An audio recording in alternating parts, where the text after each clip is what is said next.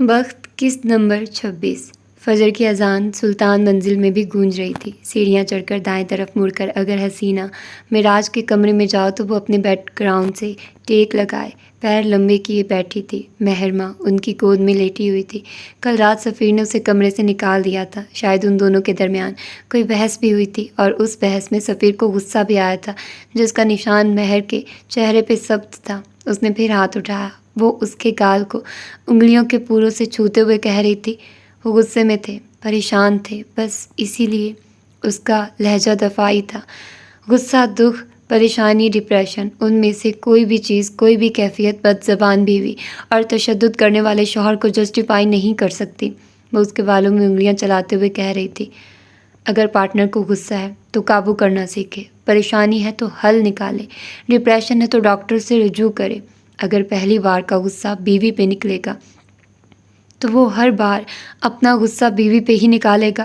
اگر اپنی پریشانی میں شوہر کو کھری کھری سنا دی اور اس نے مروتاً یا محبتاً سن لی تو بیوی ہر بار یہی کرے گی، پہلی گالی، پہلی تھپڑ، پہلی بدتمیزی۔ یہ بولنا ہوتا ہے، باؤنڈری بنانی ہوتی ہے، ورنہ تعلقات بوجھ بن جاتے ہیں اور کوئی بھی انسان کسی بھی بوجھ کو زیادہ وقت اٹھا نہیں سکتا۔ ان کا لہجہ نرم تھا، پرخلوص۔ اور کیسے بنائی جائے باؤنڈری؟ کیا شوہر سے لڑنے لگ جاؤ یا بیوی کو گھر سے نکال دو یا پھر طلاق لے لو؟ یہ زندگی ہے مما، اس میں سمجھوتے کرنے پڑتے ہیں۔ اس کا لہجہ تھکا تھکا تھا۔ کس نے کہا لڑنے لگو؟ کس نے کہا بیوی کو گھر سے نکال دو؟ ان سے بات کرو، ان کو بتاؤ کہ آپ کو ان کا یہ عمل پسند نہیں ہے۔ آپ ایک آزاد انسان ہیں، نہ آپ پٹنے کے لیے پیدا ہوئی ہیں، نہ آپ گالیاں کھانے کے لیے پیدا ہوئی ہیں۔ ان کو اپنا رویہ آپ کے ساتھ درست کرنا ہوگا، ورنہ وہ آپ کو کھو دیں گے۔ جو کھونے سے ڈرتا ہوگا یا جس کو پرواہ ہوگی وہ رویہ بدلے گا، اور جس سے نہ پرواہ ہوگی نہ آپ کا کوئی خیال وہ ویسا رہے گا۔ ایسے تعلق میں پھر کچھ وقت کی دوری ضروری ہوتی ہے تاکہ اگلے فریق کو اندازہ ہو جائے کہ اس کی زندگی میں آپ کی کتنی اہمیت ہے۔ سمجھوتے اور بے عزتی میں فرق ہوتا ہے بچے، اور اگر اس سے اندازہ نہ ہوا وہ مڑ کر واپس آیا ہی نہیں تو اس کے لہجے میں ہزار وسوسے تھے۔ پھر یہ آپ کا بخت ہے، پھر یا تو خود کو بے عزت کر کے اس تعلق میں دوبارہ پٹنے اور گالیاں کھانے کے لیے چلے جائیے، یا پھر اپنی عزت کرتے ہوئے اس تعلق سے نکل جائیے۔ دنیا میں روز ہزاروں دوستیاں ٹوٹتی ہیں، لاکھوں طلاقیں ہوتی ہیں، ایک آپ بھی صحیح، لیکن کم از کم آپ بھی توقیر نہیں ہوں گی۔ مہر بجھ سی گئی۔ وہ چاہے میرے ساتھ جیسا رویہ رکھے، چاہے مجھے مارے، ذلیل کرے، میں اس کو چھوڑ نہیں سکتی، میں اس سے محبت کرتی ہوں۔ وہ کافی دیر بعد ہلکی آواز میں بے بسی سے کہہ رہی تھی۔ چند ثانیے کے لیے حسینہ خاموش ہو گئی۔ کچھ دیر بعد جب وہ بولی تو ان کی آواز مستحکم تھی۔ یہ پھر محبت نہیں ہے۔ مہر اٹھ کر بیٹھ گئی۔ یہ لالچ ہے، حرص ہے۔ تو محبت میں لالچی ہو گئی ہو۔ محبت میں لالچی انسان ایک بد نسل کتے کی طرح ہوتا ہے، جس کو جتنا کھلاؤ وہ اتنا بھوکا رہے گا۔ مہر بے تاثر چہرے کے ساتھ بیٹھی رہی۔ حسینہ کہہ رہی تھی، معراج کہتے تھے جو انسان اپنا وقار کھا جاتا ہے اس کا پیٹ پھر دنیا کی کوئی محبت نہیں بھر سکتی۔ اپنے دل کا ایندھن جلانے کے لیے وقار قائم رکھنا ہوتا ہے۔ بجھے ہوئے ایندھن کا کھانا بے ذائقہ ہو جاتا ہے۔ مہر میرا بچہ، تم خود سے محبت کرو۔ جب خود سے محبت کرنے لگو گی تو ایسے ہزار سفیر خود پہ قربان کر دو گی۔ ہر وقت، ہر دور، ہر زمانے میں انسان کو خود سے زیادہ اہم کوئی نہیں لگنا چاہیے۔ وہ بول کر اس کا سر دھپکتے ہوئے اٹھی۔ فجر کی اذان بیت چکی تھی، اب صلاح کا وقت تھا۔ نکھری ہوئی تازہ دم اور بدگمانیوں سے پاک ایک ایسی ہی صبح عمر حیات کے بنگلے پہ اتری تھی۔ یہ صبح باقی صبحوں سے مختلف تھی۔ اس میں سازش کی بو نہیں تھی، اس میں بدگمانیوں کی دھن نہیں تھی، اس میں نفرت کی دھوپ بھی نہیں تھی۔ یہ نرم اور پاک تھی۔ دور دروازہ پار کر لان میں آؤ تو حال سلطان سرخ رنگ کے سادہ جوڑے میں ملبوس بھورے بالوں کو پشت پہ پھیلائے لان میں رکھے صوفے پر بیٹھی تھی۔ سامنے پڑی میز پہ اس کا کافی کا مگ دھرا تھا۔ وہ رات والی حالے سے مختلف تھی، کمپوزڈ اور کام، یکدم جیسے عمر بدل گیا تھا۔ وہ اس رات والا عمر بن گیا تھا جس پہ نہ چاہتے ہوئے بھی یقین آتا تھا۔ دفعتاً وہ چونکی۔ کسی کے قدموں کی آہٹ سن کر اس نے گردن موڑی۔ وہ سامنے سے ہی آ رہا تھا۔ اس کے ہاتھ میں پانی کی بوتل تھی اور وہ خود سرمئی ٹریکنگ سوٹ پہ ملبوس تھا۔ وہ اندر جانے کی بجائے حالے کی طرف آنے لگا مسکراتے ہوئے۔ حالے مسکرا بھی نہ سکی۔ وہ اس کے قریب آیا، میز پہ رکھا اس کا مگ اچکا اور اس کے ساتھ ہی لمبے صوفے پہ ذرا فاصلے پہ بیٹھ گیا، رخ اس کی طرف موڑے، اس کی کافی کے گھونٹ پیتا وہ بالکل نارمل لگ رہا تھا۔ اس کا اتنا نارمل ہونا، یہی تو حالے کو اچھا نہیں لگا تھا۔ عمر نے حالے کو سنجیدگی سے اپنی جانب دیکھتے ہوئے نوٹ کیا، پھر مگ کو دیکھا۔ اب کہ اسے حیرت ہوئی، نہیں کیا مطلب؟ اب میں آپ کی کافی بھی نہیں پی سکتا؟ یار اب تو ہم دوست ہیں۔ وہ رکا، حالے کے تاثرات مزید سنجیدہ ہوئے۔ کیا نہیں ہے؟ اچھا اوکے کول، یہ لے نہیں پیتا، اس نے خفگی سے کہتے ہوئے کافی کا مگ واپس رکھ دیا۔ تم اتنے نارمل کیوں ہو؟ آپ کیا چاہتی ہیں میں کیا کروں؟ کسی جنون ناول یا فلم کے ہیرو کی طرح ڈائیلاگ جھاڑوں، یا پاگل خپتیوں کی طرح آپ کے ساتھ بدتمیزی کروں؟ ایک غلط فہمی تھی، دور ہو گئی، اور بس میری مانیے آپ بھی بھول جائیے۔ اس نے جیسے اپنے تئیں ایک پتے کی بات بتائی تھی۔ حالے خاموش ہو گئے، اس کے پاس کہنے کو کچھ نہیں تھا۔ میں آپ سے ایک اور بات بھی کہنا چاہتا ہوں۔ تھوڑی دیر بعد وہ بولا، اب کہ اس کی آواز سنجیدہ تھی۔ حالے نے چہرہ اس کی جانب موڑ لیا۔ کیا اب ہم اس تعلق کو چانس دے سکتے ہیں؟ حالے کا دل بہت زور سے دھڑکا، اتنی زور سے کہ اسے لگا اب یہ پسلیاں توڑ کر باہر آئے گا۔ میرے لیے یہ تعلق قیمتی ہے، میں چاہتا ہوں یہ نہ ٹوٹے، کوئی انتقام، کوئی نفرت، کوئی بدگمانی اس تعلق کو نہ توڑے۔ کیا ہم اسے چانس دے سکتے ہیں؟ وہ اپنی آنکھیں اس کے چہرے پہ مرکوز کیے پوچھ رہا تھا۔ کیوں؟ حالے نے یک لفظی سوال کیا۔ کیوں عمر، یہ تعلق تمہارے لیے اتنا ضروری کیوں ہے؟ میں تمہارے لیے اتنی قابل احترام کیوں ہوں؟ تم کیوں مجھے ہر دفعہ معاف کر دیتے ہو؟ کیونکہ آپ جج صاحب کی بیٹی ہیں۔ کوئی بڑا ہی بے تکا سا جواب تھا جو اس وقت عمر نے دیا تھا۔ میں ان کے بہت قریب رہا ہوں، انہوں نے کافی بار مجھ سے آپ کے حوالے سے بات کی تھی، لیکن میں کسی وجہ سے جواب نہیں دے پایا، اور پھر آپ کی شادی ہو گئی، میں گلٹی ہو گیا، مجھے جج صاحب کی پرواہ ہونے لگی، لیکن بہت دیر ہو چکی تھی۔ میں سب کچھ فکس کرنا چاہتا تھا لیکن نہیں کر سکا۔ اب میں چاہتا ہوں کہ ہم اس تعلق کو چانس دیں، شاید یہ گرو کر جائے، شاید نہ کرے، لیکن میں کسی قسم کے پچھتاووں کا شکار نہیں ہوں گا۔ لیکن آپ کی رضامندی میرے لیے اہم ہے، اور میں عورت کے نہ کو سمجھتا ہوں۔ آپ کا فیصلہ مجھے قبول ہوگا؟ وہ نرم لہجے میں کہہ رہا تھا۔ حالے چند لمحہ خاموش رہی، جیسے کوئی الفاظ ڈھونڈے ہوں۔ میں اس تعلق کو چانس نہیں دے سکتی۔ کافی دیر بعد وہ مستحکم آواز میں بولی، وجہ میں نہیں جانتی، لیکن شادی جیسا تعلق اب میں نہیں نبھانا چاہتی، تمہارے ساتھ تو بالکل نہیں۔ عمر بس اس کو بولتے سنتا رہا۔ ہمارے درمیان بدگمانی اور نفرت ختم ہو گئی ہے، لیکن میری انا کو تسکین نہیں ملی۔ میں حسن سلطان نہیں ہوں، نہ میں بابا جیسی ہوں۔ ان کے دل سے نفرت بدگمانی ختم ہوئی تو سمجھو مر گئی۔ میرے دل میں دور کہیں نفرت بدگمانی انتقام پڑا رہتا ہے۔ میں انہیں ملک بدر نہیں کرتی، پھر ایک کمزور لمحہ آتا ہے اور وہی کونے میں پڑی نفرت انتقام جاگ اٹھتے ہیں اور تعلق کو کھا جاتے ہیں۔ دھوپ عمر کے چہرے پہ پڑ رہی تھی، لیکن وہ بس یکٹک اس کو سن رہا تھا۔ میں اگر تمہارے ساتھ اس برابری کے تعلق میں جڑ گئی تو تمہیں جھکانا چاہوں گی، تمہارے عیب تلاش کروں گی، تمہاری کمزوری ڈھونڈوں گی، میں تمہیں گراؤں گی تاکہ میری انا کو تسکین ملے۔ آہستہ آہستہ یہ رشتہ گل سڑ جائے گا، میرے اندر سے انسانیت نکل جائے گی، میں عیب تلاشنے والی لوگوں کو اپنے آگے جھکانے والی گندی لڑکی بن جاؤں گی۔ اس کے لہجے میں دور کہیں بے بسی بھرا کرب تھا۔ میرے اندر سے انسانیت ختم ہو جائے گی، میں انسان رہنا چاہتی ہوں عمر، مجھے انسان رہنے دو۔ میں یہ تعلق بوجھ کی طرح نہیں لوں گی۔ ہم برے وقتوں کے اچھے ساتھی ہیں، ایک دوسرے کے ساتھ ہمیشہ برے وقت میں کھڑے رہیں۔ ہم دونوں کی ریاضتیں ضائع مت کرواؤ، وہ نرمی سے کہہ رہی تھی۔ عمر نے سمجھنے والے انداز میں سر ہلایا۔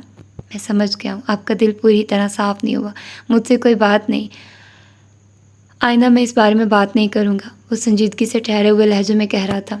اس تعلق سے زیادہ اہم آپ ہیں، آپ کا دل ہے۔ فی الحال آپ اپنے دل کو تندرست کر لیں، باقی دیکھی جائے گی۔ وہ اٹھ کھڑا ہوا۔ میں فریش ہو جاؤں، پھر ہم آگے کے لیے کچھ پلان کریں گے، وہ بول کر آگے بڑھا۔ جب حالے نے اس کو پیچھے سے آواز دی، ہم دوست بن سکتے ہیں پارٹنر، اگر تم چاہو۔ اس کی آواز بلند تھی، وہ مسکرا رہی تھی۔ عمر پورے کا پورا گھوم گیا، مسکراتی نظروں سے حالے کو دیکھا۔ حالے سلطان کی دوستی عمر حیات کے لیے اعزاز ہے، وہ اسی طرح بلند آواز میں بولا۔ چند لمحہ اس کو دیکھتا رہا، پھر آگے بڑھ گیا۔ زندگی نے ایک سکھ کا سانس خارج کیا تھا۔ صبح سے شام ہو گئی تھی اور ان دونوں کا اب تک سامنا نہیں ہوا تھا۔ وہ دوپہر میں کہیں چلا گیا تھا اور اب تھوڑی دیر پہلے واپس آیا تھا۔ یہاں حالے کے ایگزامز کو ڈیٹ شیٹ آ گئی تھی۔ کوئی وقت تھا جب وہ ڈیٹ شیٹ آنے کے غم میں ہارون کے ساتھ ڈنر سوگ مناتی تھی، تب اس کی زندگی میں سب سے بڑا مسئلہ ایگزام ہی تھے۔ اب اس کی زندگی ایک رولر کوسٹر بن گئی تھی، اس کے چکر ختم ہی نہیں ہوتے تھے۔ اس وقت وہ اوپن کچن میں کھڑی اپنے لیے کافی بنا کر رٹی تھی کہ سامنے چوکھٹ پہ عمر کھڑا نظر آیا۔ ہیلو پارٹنر، وہ دلکشی سے کہتا آگے آیا، اس کے ہاتھ سے کافی کا مگ اڑاتا مگ لیا۔ یہ میری کافی ہے، میں اسے شیئر نہیں کر رہی، وہ اٹل لہجے میں بولی۔ عمر مسکرا کر اس کے کان کے پاس جھکا۔ میں اسے آپ کے پیروں پہ ہی اچھالنے والا ہوں، وہ محظوظ سا کہہ کر ہٹا۔ حالے نے نامحسوس انداز میں اپنے پیر پیچھے کیے، خشک ہونٹوں پہ زبان پھیری اور گردن کڑائے رکھی۔ آپ تیار ہیں؟ تو تم نے کہا تھا اب ہم دوست ہیں، اس نے اپنے پیڈیکیور شدہ پیروں کو دیکھتے ہوئے کہا۔ اللہ، یہ داغ تو کم وقت جائے گا ہی نہیں۔ ہاں تو دوستی برابری سے چلتی ہے، لیکن اگر آپ ڈر رہی ہیں تو کوئی بات نہیں۔ نہیں بالکل نہیں، حالے کسی سے نہیں ڈرتی، اس نے گردن مزید کڑھا لی۔ تم گراؤ کافی، اس کا چہرہ مارے اضطراب کے سفید پڑ رہا تھا، لیکن وہ خود کو کمپوز کیے کھڑی رہی۔ آنکھیں بند کریں اپنی، عمر نے تحکم سے کہا۔ وہ ویسے بھی خود کو اس طرح جلتے نہیں دیکھ سکتی تھی، سو آنکھیں بند کر لی۔ عمر آگے آیا، پھر یکدم ٹھہر گیا۔ وہ یک ٹک اس کو دیکھے گیا، بنا پلک جھپکے، بغیر سانس لیے۔ کوئی اتنا حسین کیسے ہو سکتا ہے؟ چند پل بیتے، چند ساعتیں گزری۔ اس نے حالے کو دیکھتے ہوئے کافی والا ہاتھ لمبا کیا اور ساری کافی ایک دھار کی صورت سنک میں گرتی گئی۔ عمر اسی طرح محب سا اس کو دیکھے گیا۔ پل بھر کو ساری آوازیں بند ہو گئی تھی، سارے منظر دھندلے ہو گئے تھے۔ اگر کچھ دکھ رہا تھا تو حالے کا چہرہ، اگر کچھ سنائی دے رہا تھا تو اپنے دل کی دھڑکن۔ عین اسی لمحے حالے نے آنکھیں کھولی۔ لمحے کے 1000ویں حصے میں عمر خود کو کمپوز کر گیا تھا، کافی کا مگ خالی ہو چکا تھا۔ حالے نے تعجب سے اس کو دیکھا۔ تم نے کافی گرائی کیوں نہیں؟ وہ حیران تھا۔ عمر نے گہری سانس لی۔ میں نے نوٹ کیا ہے، آپ کے پیر بھی میری عزیز سے ملتے ہیں۔ اس نے یہ جملہ بس بھرم رکھنے کو کہا تھا، ورنہ وہ کبھی بھی اس کو تکلیف نہیں دے سکتا تھا۔ چند پل خاموشی کی نظر ہو گئے۔ I'm sorry for this, اس نے عمر کے پیروں کو دیکھتے ہوئے کہا۔ وہاں جلے کے نشان تھے۔ عمر اپنی ٹون میں واپس آ گیا تھا۔ مجھے سوری نہیں چاہیے، ایک بہت اچھی مہنگی اور برانڈڈ داغ ہٹانے والی کریم چاہیے۔ میرے پیروں کو کہ حسن کو گہنا دیا آپ نے، اتنی آسانی سے معاف نہیں کروں گا۔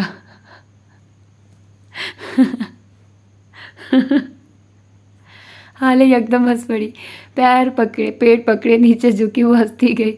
اللہ اللہ عمر، اللہ اللہ، تم کتنے سیلف آبسیسڈ ہو، وہ اسی طرح ہنستے ہوئے بامشکل بول سکی۔ ہنس ہنس کر اس کی آنکھوں میں پانی بھرنے لگا تھا۔ عمر نے خفگی سے اس کو دیکھا۔ تو کیا نہیں ہونا چاہیے؟ میں اپنے محلے کا سب سے حسین بچہ تھا۔ وہ ایک بار پھر ہنس پڑی۔ اسی وقت عمر کا موبائل بجنے لگا۔ وہ فون کان سے لگائے باہر نکل گیا۔ اپنی مصروفیت میں وہ ایک کام بھول گیا تھا، اب اسے مکمل ہونے کی ضرورت تھی۔ ریسٹورانٹ کی زرد بتیوں نے سارے میں اپنی دھاک بٹھا رکھی تھی۔ عمر حیات سفید ڈریس شرٹ میں ملبوس نسبتاً ایک کونے والی میز پہ بیٹھا تھا، بور ہوتا، بالوں میں ہاتھ پھیرتا۔ دفعتاً اس نے نظر اٹھا کر سامنے دیکھا۔ اسے آج اس کی ملاقات چل کر آ رہی تھی، سیاہ فینسی ڈریس میں ملبوس، گوری رنگت اور پکی عمر والی جانا سکندر شاہ کی بیوی اور ان کے ہسپتال کی زبردستی کی مالک۔ وہ عمر کو دیکھتی ہوئی آئی اور سامنے سے کرسی کھینچ کر اس کے روبرو بیٹھی۔ سو مسٹر عمر حیات، کیا میں پوچھ سکتی ہوں کہ اس طرح مجھے یہاں بلانے کا مقصد کیا ہے؟ آپ جانتے ہیں میں کس آرگنائزیشن کے لیے کام کرتی ہوں اور اس وقت کتنے ہی ضروری کام چھوڑ کر آئی ہوں۔ وہ بیٹھتے ہی پھٹ پڑی تھی۔ مسز شاہ، مجھے آپ کو زحمت دینی پڑی، لیکن آپ بھی تو دیکھیے نا، کتنے ہی میرے کاموں میں آپ ناگن کی طرح پھن پھیلائے کھڑی ہیں۔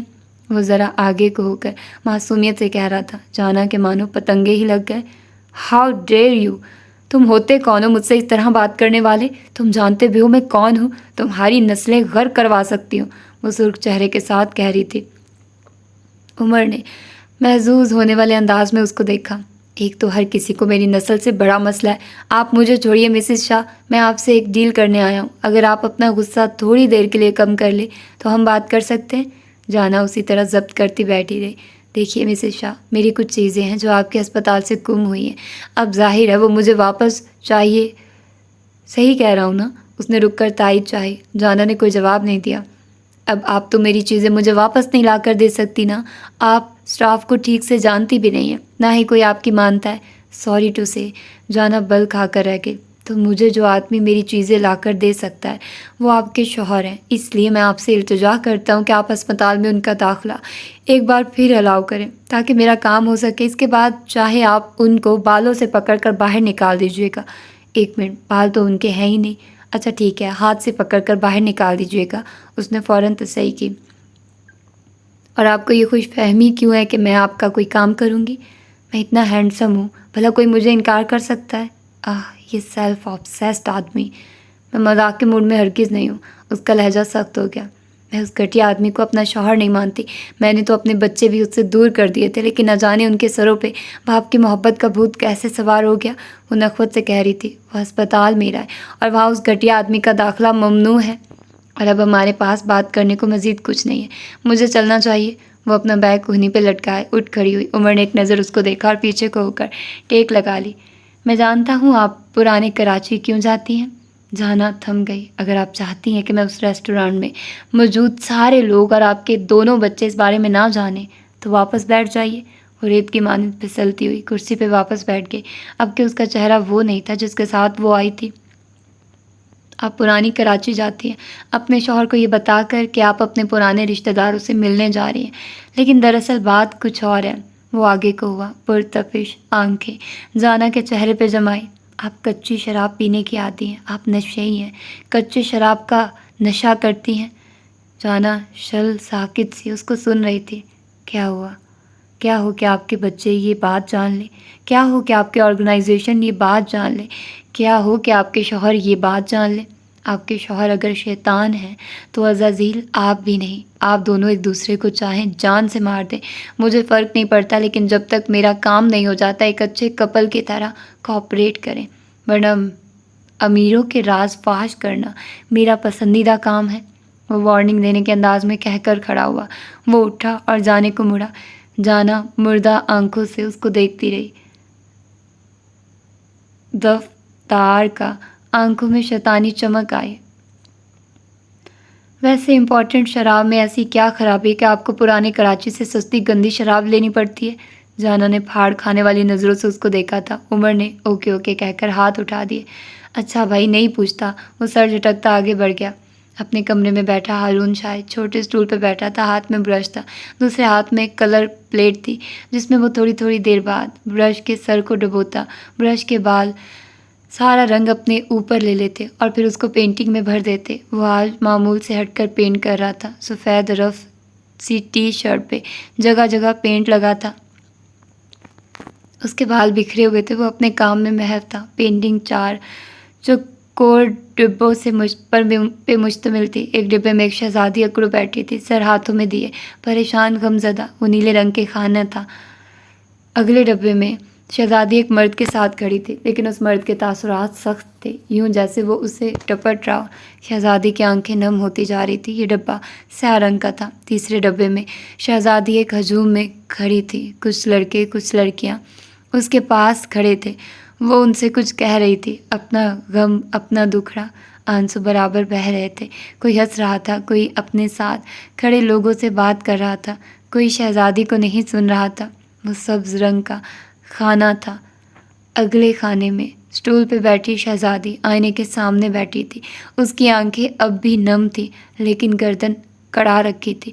وہ اپنے ہاتھ سے اپنے آنسو پونچھ رہی تھی۔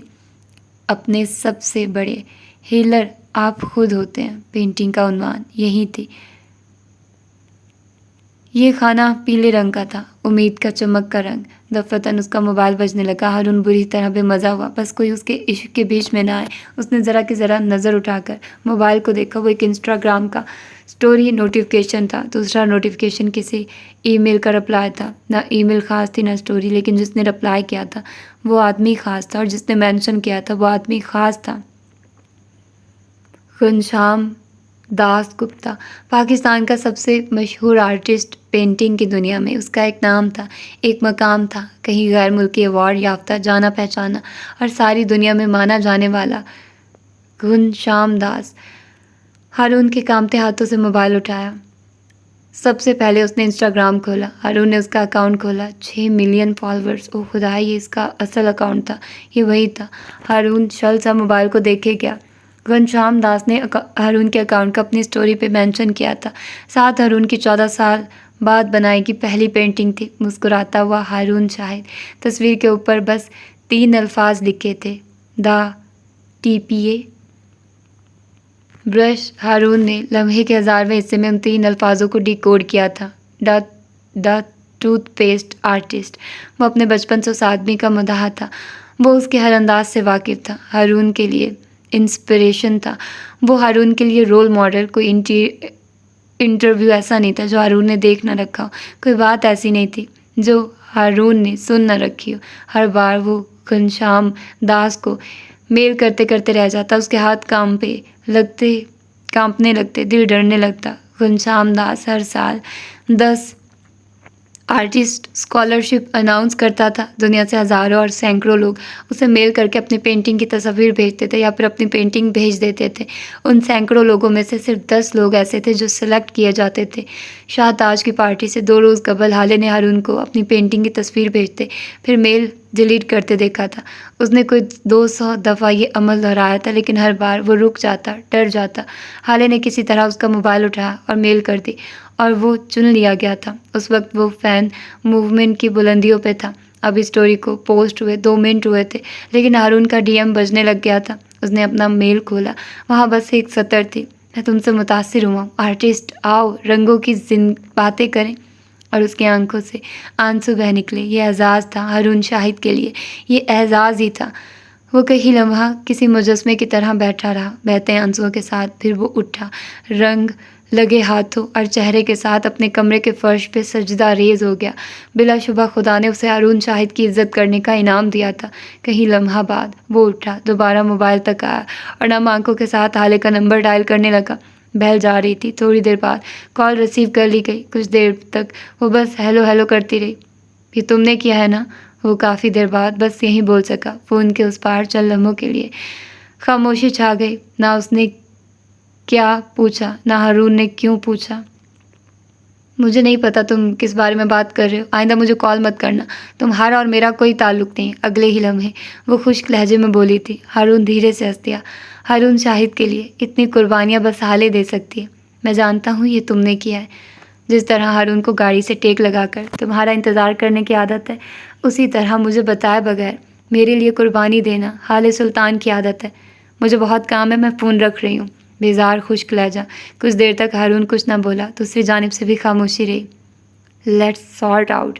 کافی دیر بعد وہ ہلکی آواز میں بولا۔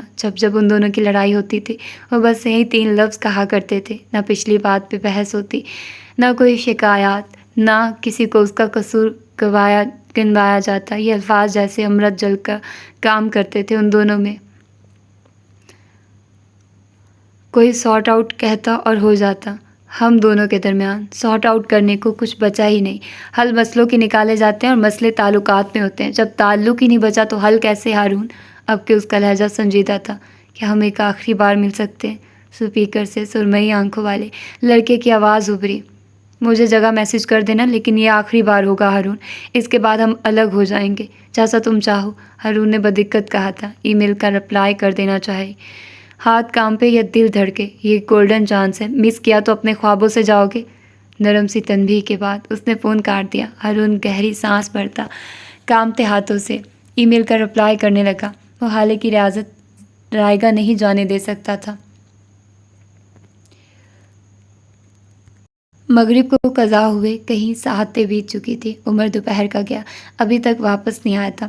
حالے لاؤنج میں بیٹھی لیپ ٹاپ گود میں رکھ کے پڑھ رہی تھی۔ یہ وہ وقت نہیں تھا جب وہ سپلیاں لے کر آتی اور اس کا باپ اسے چھپا لیتا۔ جب باپ مر جاتا ہے تو خاندان کے گونگے بھی آپ پہ بولنے لگتے ہیں، اندھی دنیا کو آپ کے اندیکھے اعمال نظر آنے لگتے ہیں۔ جب باپ آپ کے حق میں بولنے کے لیے نہیں ہوتا تو ساری دنیا آپ کے خلاف بولنے لگتی ہے۔ اسے دنیا کو موقع نہیں دینا تھا۔ معراج کے جانے کے بعد اسے اندازہ ہوا تھا اس نے کیا کھویا۔ کبھی کبھی وہ ساری رات ان کو یاد کر کے روتی تھی، اور کبھی ساری رات خشک آنکھوں سے ان کو یاد کرتی رہتی۔ وہ یاد آتے تھے اور بہت شدت سے یاد آتے تھے۔ اسکرین کو دیکھتے دیکھتے اس کی آنکھیں دکھنے لگی تھی۔ اس نے ہاتھ بڑھا کر لیپ ٹاپ بند کر دیا، اپنا موبائل اٹھا کر دیکھا۔ کہیں دوستوں کے میسج تھے۔ ڈنر سوگ کی تفصیلات سب کو جاننی تھی، لیکن اس بار نہیں۔ وہ اس بار امیروں والے چونچلے برداشت نہیں کر سکتی تھی۔ بات سنو۔ دفتن اس نے شانو کو آواز دی۔ وہ جو کپڑوں کی ٹوکری لے کر جا رہی تھی رک گئی۔ کیا اس گھر میں کبھی سبزیوں کے علاوہ کچھ نہیں بنتا؟ مٹن، بیف، چکن، کچھ بھی؟ بی بی، اس گھر میں گوشت صرف تب بنتا ہے جب عمر صاحب باہر سے بنوا کر لائیں، پھر وہ پکاتے بھی خود ہیں۔ کسی کو مجال جو اس گھر میں ان کی مرضی کے بغیر کچھ لے آئے، اور وہ بھی گوشت صاحب قیامت مچا دیں گے۔ وہ کانوں کو ہاتھ لگاتے ہوئے کہہ رہی تھی۔ حالے کو یہ اس کا بہانہ ہی لگا۔ اس نے بیگ سے کچھ رقم نکالی۔ جاؤ بگ سے کہو چکن لے آئے، پھر تم کچھ اچھا سا تیار کر دینا، اوکے؟ وہ نپے تلے انداز سے کہہ رہی تھی۔ شانو نے افسوس سے سر ہلایا۔ لیکن بی بی مجھ سے تو گوشت گلتا ہی نہیں۔ عمر صاحب کہتے ہیں میرے بنائے گوشت سے ذائقہ آئے نہ آئے، ایک دن وہ کچا گوشت کھاتے کھاتے آدم خور ضرور بن جائیں گے۔ حالے نے تکان سے اس کو دیکھا۔ تم یہاں کرتی کیا ہو؟ کافی تم سے نہیں بنتی، پراٹھے تمہیں بنانے نہیں آتے، گوشت تم سے گلتا نہیں ہے، پھر تم یہاں کرنے کیا آتی ہو؟ آج بتا ہی دو۔ اس کے لہجے میں سختی نہیں تھی، نہ طنز، وہ بس متوازن لہجے میں پوچھ رہی تھی۔ شانو کی باتیں کھل گئی۔ میں نفیس ہوں، گھر کا کونا کونا ایسے صاف کرتی ہوں جیسے کبھی یہاں گند آیا ہی نہ ہو، وہ بڑے فخر سے بتا رہی تھی۔ اور سبزیاں بنانا تو کوئی مجھ سے سیکھے۔ عمر صاحب نے تو مجھے صفائی اور سبزیوں کے لیے رکھا۔ گوشت تو گھر میں تب بنتا ہے جب عمر صاحب بناتے ہیں۔ اچھا چھوڑو یہ سب، تم بخش سے کہو چکن لے آئے اور بنا دے۔ اس کو آتا ہے کھانا بنانا؟ میں تھوڑی دیر کے لیے سونے جا رہی ہوں، کھانا بن جائے تو اٹھا دینا۔ وہ بولتے ہوئے اٹھ کر اندر چلی گئی۔ تقریباً 2 گھنٹے بعد شانو اسے اٹھا کر باہر لے آئی۔ کھانا تیار تھا، ملائی بوٹی، تازہ نان اور یخنی پلاؤ۔ حالے کی بھوک چمک اٹھی۔ اچھا کھانا اس کی کمزوری تھا۔ وہ میز کے گرد رکھی، کرسی پہ آ بیٹھی، ڈھکن اٹھایا۔ سارے میں کھانے کی خوشبو پھیل گئی۔ اس نے اپنی پلیٹ میں تھوڑا سا سالن ڈالا، نوالا بنایا بھی وہ منہ تک لے جاتی جب عمر کی آواز پہ رک گئی۔ گھر میں میٹ بنانے کی جرت کس نے کی؟ وہ ڈائننگ ٹیبل کے عقب میں کھڑا بے یقینی سے کہہ رہا تھا، پھر فوراً حالے کے قریب آیا۔ یہ کس نے بنایا؟ آپ اس کو کیسے کھا سکتی ہیں؟ پلیز اس کو مت کھائیے۔ وہ بے یقینی، شوق اور آخر میں منت سے کہہ رہا تھا۔ ایسا بھی کیا ہے، میں کیوں نہیں کھا سکتی؟ سب سے پہلے تو مجھے یہ بتائیے یہ کھانا بنایا کس نے اور میٹ آیا کہاں سے؟ وہ اب تک سخت بے یقین تھا۔ حالے نے نوالا رکھ دیا، بازو سینے پہ باندھے، تندہی سے اس کو گھورا۔ میٹ گلی والی دکان سے آیا ہے اور کھانا بخش نے بنایا ہے میرے کہنے پہ۔ اب اگر تم اجازت ہو تو میں کھا لوں۔ وہ تب بھی تو گئی تھی۔ عمر بے چینی سے آگے آیا۔ میرے خدا، یہ گلی والی دکان، اسے تو تکبیر دینی بھی نہیں آتی۔ آپ یہ نہیں کھائیں گی، میرے گھر میں میٹ صرف میں بنا سکتا ہوں۔ وہ اب ڈونگا اٹھاتے ہوئے کہہ رہا تھا۔ اس کے لفظ میرا گھر، یہاں حالے رک گئی، ٹھہر گئی، پھر خاموشی سے اٹھ کر اندر چلی گئی۔ یہ اس کا گھر نہیں تھا جہاں وہ اپنی مرضی کرتی۔ عمر نے اسے آواز دے کر روکنا چاہا، اس نے کہنا چاہا کہ اس کا یہ مطلب نہیں تھا، لیکن رک گیا۔ بدگمانیاں باتوں سے نہیں، اپنے عمل سے دور کی جاتی ہیں، اور وہ یہی کرنے والا تھا۔ اپنے کمرے میں آ کر وہ بیڈ پہ بیٹھ گئی، پھر اسی طرح بیٹھے بیٹھے بیڈ پہ گر سی گئی۔ یہ اس کا گھر نہیں تھا، یہ عمر کا گھر تھا۔ یہ بات ذہن سے چپک کر رہ گئی تھی۔ کافی دیر بعد دروازے پہ دستک ہوئی۔ حالے نے جواب نہیں دیا۔ اجازت کی ضرورت تھی کیا؟ چند لمحہ بعد دروازہ کھلا اور چھوٹے چھوٹے قدم لیتا عمر حیات اندر آیا۔ حالے نے آنکھیں بند کر لی جیسے وہ سو رہی ہو۔ وہ چلتا ہوا آیا اور نیچے فرش پہ بیٹھ گیا۔ کافی دیر تک خاموش رہنے کے بعد حالے کو اس کی آواز سنائی دی۔ میں 12 سال کا تھا۔ حالے کا رواں رواں سماعت بن گیا۔ محلے کی ایک عورت نے مجھ سے گوشت خرید کر لانے کو کہا۔ سخت گرمی تھی لیکن میں گیا، کافی دور ایک اچھی دکان سے گوشت لے آیا، وہ نرم آواز میں کہہ رہا تھا، اور حالے سن رہی تھی۔ میں گوشت لے کر اس عورت کے پاس گیا، وہ ہانڈی بھون رہی تھی۔ اس نے وہ خون سے بھرا ہوا بغیر دھلا گوشت پلیٹ میں نکالا اور اسی طرح بغیر دھوئے بغیر صاف کیے ہانڈی کے اندر ڈال دیا۔ وہ ایسے لہجے میں کہہ رہا تھا کہ حالے کو لگا وہ ابھی کہہ کر دے گا۔ میں اس دن پورا دن کہہ کرتا رہا۔ وہ گندا خون سے بھرا گوشت میری آنکھوں کے سامنے سے ہٹا ہی نہیں۔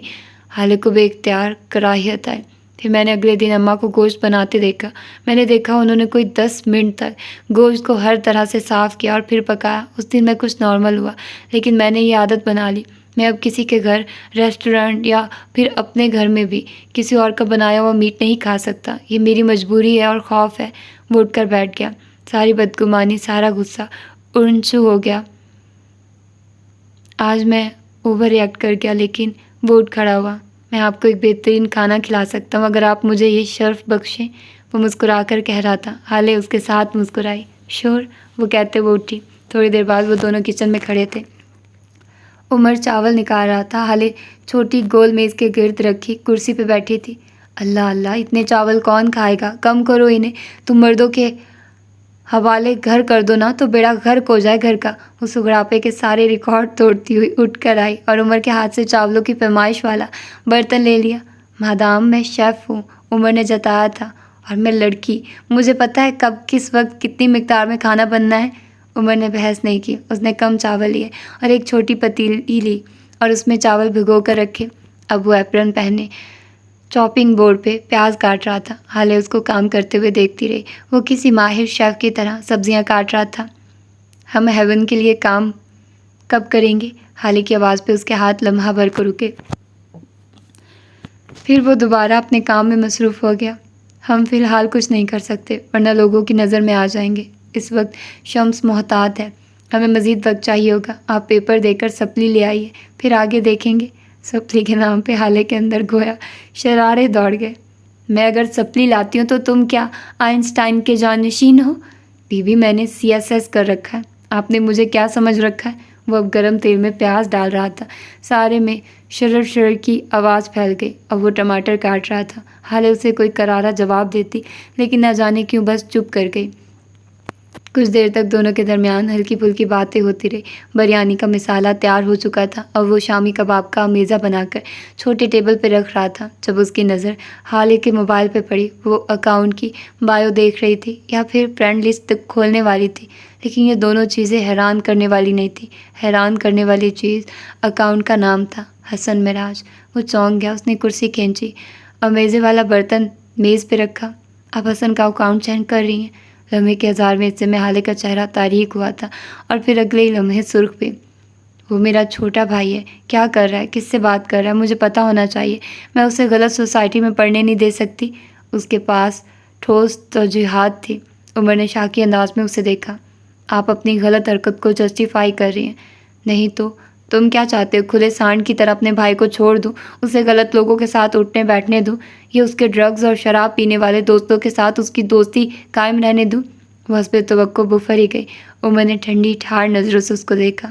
آپ کو کیا لگتا ہے اگر آپ یہاں اس کے فرینڈز کو ان فرینڈ یا بلاک کر دیں گی تو وہ ان سے ملنا چھوڑ دے گا؟ وہ ان سے ملے گا جب تک وہ چاہے گا، وہ ان سے ملے گا۔ اس صورت میں آپ صرف ایک چیز کر سکتے ہیں، اپنے چھوٹے بھائی بہن بھائیوں یا پھر اپنی جوان اولاد کے لیے آپ ایک چیز کر سکتے ہیں، آپ ان سے بات کر سکتے ہیں، دلیل دے کر ان کو سمجھائیے، ان کو صحیح غلط کا فرق بتا کر ان کو آزاد چھوڑ دے۔ آپ کو اپنے انداز اور اپنی بات کے صحیح ہونے پہ اگر یقین ہے تو آپ کا بچہ غلط سوسائٹی میں نہیں جائے گا، وہ شرابی اور ڈرگ ایڈکٹس کے ساتھ بیٹھ کر سینٹ رہے گا۔ حالے دم سادے اس کو سن رہی تھی۔ کسی بھی بڑے بھائی یا بہن نے یا پھر ماں باپ کو بچوں کی سیکیورٹی کے نام پہ ان کا اکاؤنٹ چیک کرنے کی اجازت نہیں ہونی چاہیے۔ باتوں سے کوئی نہیں سمجھتا، بچوں کو ان کے حصے کی غلطیاں کرنی ہوتی ہیں تاکہ وہ سیکھ سکے، ان کو دھوکے کھانے ہوتے ہیں تاکہ اگلی بار وہ اپنے جذبات اور وقت کسی صحیح انسان پہ انویسٹ کر سکے۔ وہ ہمارے بچے ہیں، ہم ان کو کیسے ہرٹ ہونے دے سکتے ہیں؟ وہ ہلکی آواز میں بولی۔ آپ نے اپنی کوشش کرنی ہے، آپ نے سچے دل اور سچی نیت کے ساتھ ان سے بات کرنی ہے، 3-4 واقعات اٹھا کر ان کو سمجھانا ہے، صحیح غلط کی پہچان کروانی ہے۔ وہ اگر غلط انسان سے ملتا ہے تو اس کو روکنا ہے، اس کی اصلاح کرنی ہے، اور اگر آپ کی ان تمام کوششوں کے باوجود بچہ ہرٹ ہو رہا ہے تو یہ اس کا وقت ہے۔ اس نے اسی طرح گرو کرنا تھا، اس نے اسی طرح خود کو ہیل کرنا تھا۔ یہ آپ کی غلطی نہیں ہے، یہ بچے کی غلطی بھی نہیں ہے، یہ بس طے تھا۔ یاد رکھ خیال ہے، بچوں کی سیکیورٹی کے نام پہ ان کی پرائیویسی میں مدخل ہونا کوئی بھی آپ کو جسٹیفائی نہیں کرے گا۔ وہ نرمی سے کہہ کر اٹھ گیا، بریانی کو دم پہ رکھنے لگا۔ تم خود بھی تو ایسے ہو عمر، تم نے بھی تو یہی کیا ہے، کئی بار میرے موبائل سے کئی لوگوں کے نمبر لیے ہیں، کبھی حسن کا تو کبھی مدت کا۔ تم کبھی اپنا گریبان کیوں نہیں دیکھتے؟ عمر نے مڑ کر اس کو دیکھا۔ بدگمانی کی دیوار بس دھندلی سے صاف ہوئی تھی، یہ دیوار ابھی گری نہیں تھی، وہ صحیح کہہ رہی تھی۔ عمر کو جھکانے کا کوئی موقع وہ جانے نہیں دے گی، وہ یوسف سلطان کی پوتی تھی، دلوں سے بغض نہیں نکالے گی۔ عمر نے جواب نہیں دیا، حالے نے کچھ مزید کہا بھی نہیں۔ مہر کو کال ملاتی وہ باہر چلی گئی۔ عمر نے بریانی بنائی، شامی کباب تلے اور اس کے بعد وہ حالے کو بلا کر لے آیا۔ وہ بغیر کچھ کہے اس کے ساتھ آ گئی۔ بریانی بن تو گئی تھی لیکن وہ بامشکلی 2 پلیٹ بن سکی تھی۔ اب کے حالے کو ذرا خفت ہوئی۔ عمر نے اس کو مسکرا کر دیکھا جیسے کہہ رہا ہو، بی شیف سے بحث نہ کیا کریں۔ اس نے پہلا چمچ لیا، منہ میں جیسا ذائقہ سب کھل گیا۔ حالے نے بے اختیار آنکھیں بند کر کے اس ذائقے کو محسوس کیا۔ یہ منو سلوا تھا، پرفیکٹ۔ اس نے نوالا چبا لینے کے بعد بس ایک ہی لفظ کہا۔ عمر نے سر کے خم سے داد وصولی۔ اس نے اب تک اپنی پلیٹ سے ایک چمچ بھی نہیں لیا تھا۔ ہالے بس سر جھکائے کھائے جا رہی تھی۔ ہالے، عمر نے اس کو نرمی سے پکارا۔ اس نے سر نہیں اٹھایا، بس ہاتھ کے اشارے سے کیا پوچھا؟ میں جانتا ہوں میری بعض باتیں آپ کو بری لگتی ہوں گی، غصہ آتا ہوگا۔ ہالے اب آہستہ آہستہ کھا رہی تھی، لیکن بس یہ سوچا کریں کہ میں انسان ہوں، غلط بات بھی کر لیتا ہوں۔ اس بات کو دل میں رکھ کر اناد نہ پالا کریں۔ دل کے بغض کوئی اچھی بات نہیں، یہ ایک ہی طریقے سے نکل سکتا ہے، وہ کہہ رہا تھا، اور ہالے کھاتے ہوئے سن رہی تھی۔ اس کی پلیٹ خالی ہونے والی تھی۔ عمر نے اپنی پلیٹ سے تھوڑے چاول اس کی پلیٹ میں ڈال دیے، کانٹے اور چھری کی مدد سے کباب کے چھوٹے چھوٹے ٹکڑے کیے اور ایک ایک کرتا اس کی پلیٹ میں رکھتا گیا، ساتھ ساتھ بول بھی رہا تھا، وہ طریقہ یہ ہے کہ آپ نہ چاہتے ہوئے بھی میری اچھی بات کو مان لیں۔ کچھ بھی، کوئی بھی، چھوٹی یا بڑی اچھی عادت، آہستہ آہستہ میری اچھی عادتیں آپ کے دل میں بھرتی جائیں گی، اور جہاں اچھائی آ جاتی ہے، برائی خود بخود نکل جاتی ہے۔ نرم سنجیدہ لہجے میں وہ سحر طاری کر رہا تھا۔ ہالے کی پلیٹ ایک مرتبہ پھر خالی ہونے لگی۔ عمر نے اپنی پلیٹ میں رکھے باقی چاول بھی اس کی پلیٹ میں ڈال دیے۔ وہ بڑے بڑے چمچ لیتی کھائے گئی، ساتھ ساتھ کباب کا ایک ایک ٹکڑا بھی منہ میں ڈالتی جاتی۔ ہم دونوں نے ابھی بہت کام کرنا ہے، کافی چیزیں ایک ساتھ کرنی ہیں۔ 15 دن، صرف یہ 15 دن ہم ایک دوسرے کو جانیں گے اور ایک دوسرے کی اچھائی دیکھیں گے، تاکہ آگے کام کرتے ہوئے ہمیں مشکل نہ ہو۔ ان 15 دنوں میں آپ کے ایگزام ختم ہو جائیں گے، اور اس کے بعد ہم آگے کا کچھ پلان کریں گے، اوکے؟ اس نے بات ختم کی، پانی کا گلاس بھر کر ہالے کے سامنے کیا۔ وہ سارا پانی پی گئی۔ تفتاً اس نے عمر کی پلیٹ دیکھی۔ کیا میں سب کچھ کھا گئی؟ اسے شوق لگا۔ عمر نے مسکرا کر اس بات میں سر ہلایا۔ کیا میں تمہارا کھانا بھی کھا گئی؟ عمر ایک بار پھر مسکرایا۔ جی بالکل، آئندہ کبھی شیف سے بحث نہیں کروں گی، وہ صدمے سے کہتی اٹھ گئی۔ عمر ہنس پڑا، پھر اس کی پلیٹ کو دیکھا، 3-4 کباب کے ٹکڑے اور ذرا سے چاول۔ وہ سر جھکائے اس کا بچایا ہوا کھانا کھانے لگا۔ بدگمانی کی دیوار ایک دن ضرور ٹوٹے گی، وہ پر امید تھا۔ اگلی دوپہر وہ کچھ کتابیں لینے لائبریری چلی آئی۔ ایک لمبی میز کے گرد بیٹھے کئی لوگ کوئی نہ کوئی کتاب پڑھ رہے تھے۔ حالے نسبتاً ایک خالی میز کی جانب بڑھ گئی۔ تقریباً 2 گھنٹے تک وہ لگاتار پڑھتی رہی۔ اب اس کی آنکھیں دکھنے لگی تھی۔ اس نے ذرا دیر کو اپنا سر میز پہ رکھ لیا۔ سر بری طرح دکھ رہا تھا۔ یکدم اسے ایک شناسا سی آواز سنائی دی۔ حالے کرن کھا کر سیدھی ہوئی۔ اس نے اپنے عقب میں دیکھا، ایک لڑکی لائبریرین سے کتاب ایشو کروا رہی تھی، لیکن یہ کوئی اہم بات نہیں تھی۔ اہم وہ لائبریرین تھا، اس کے سینے پہ بیج لگا تھا، حسن سلطان۔ حالے کا دل دھک سے رہ گیا۔ وہ بغیر پلک جھپکے یکٹک اس کو دیکھی گئی۔ حسن نے بھی کسی کی نظروں کا ارتکاز محسوس کیا تھا، وہ بھی ٹھہر سا گیا۔ حالے اٹھی اور اس کے قریب گئی، اسے بازو سے پکڑا۔ وہ بغیر مزاحمت کیے اس کے ساتھ کھنچتا چلا گیا، کتابوں کی دیوار کی ریک سے دور ایک خالی کونے میں لا کر۔ حالے نے اس کا بازو چھوڑا۔ اس کی آنکھیں سرخ تھی، چہرے پہ دبا دبا غصہ۔ یہاں کیا کر رہے ہو تم؟ وہ گھر آئی تھی۔ حسن نے اس کی آنکھوں میں دیکھا، وہاں بس بغاوت تھی، ناراضگی تھی۔ میں یہاں جاب کر رہا ہوں، یہ میری ورک پلیس ہے، تم یہاں ہمارے ذاتی مسائل لے کر مت آؤ، وہ خشک لہجے میں بولا تھا۔ حالے ذرا دھیمی ہوئی۔ یہ وہ بچہ نہیں تھا جسے اس نے ماں کی طرح پالا تھا، یہ ایک ناراض بچہ تھا جسے وہ ایک برے وقت میں بری ماں کی طرح چھوڑ گئی تھی۔ حسن، تمہیں یہ سب کرنے کی ضرورت نہیں ہے، تم گھر جاؤ، اپنا کالج دیکھو، اپنی پڑھائی دیکھو، پاپا نے تمہارے لیے خواب دیکھے تھے، تمہیں ان کو پورا کرنا ہے۔ حسن نے اس کی بات کاٹی۔ جن آنکھوں نے خواب دیکھے تھے وہ آنکھیں بند ہو گئی ہیں، میری آنکھیں کھلی اور اب میں ان سے حقیقت دیکھ رہا ہوں۔ اس حقیقت میں میں یتیم ہوں اور میری ماں بیمار، مجھے ان کا علاج اور ان کی ضرورتوں کے لیے کمانا ہے۔ تم ہمارے برے وقت میں ہمیں چھوڑنے کی عادی ہو، اب بھی وہیں کرو۔ اس کے لہجے میں تلخی تھی۔ حالے لب بھینچے کھڑی رہی۔ کیا تھا جو ان دونوں کے بیچ آ گیا تھا؟ میں نے میٹرک میں فرسٹ پوزیشن لی، تم مبارک دینے نہیں آئی۔ برونو مر گیا، تم پرسہ دینے نہیں آئی۔ بہن بھائیوں کے بیچ جتنی بھی ناراضگی ہو، موت کے بعد تو سب ختم ہو جاتا ہے۔ تم کون ہو حالے؟ تمہیں میرے عزیزوں کی موت بھی میرے قریب نہیں لا سکی، وہ ہلکی مغموم آواز میں کہہ رہا تھا۔ حالے کچھ کہے بغیر وہاں سے جانے لگی۔ حسن نے آگے بڑھ کر اس کا ہاتھ پکڑ کر اپنے سامنے کیا۔ اس کے چہرے پہ اب برہمی تھی۔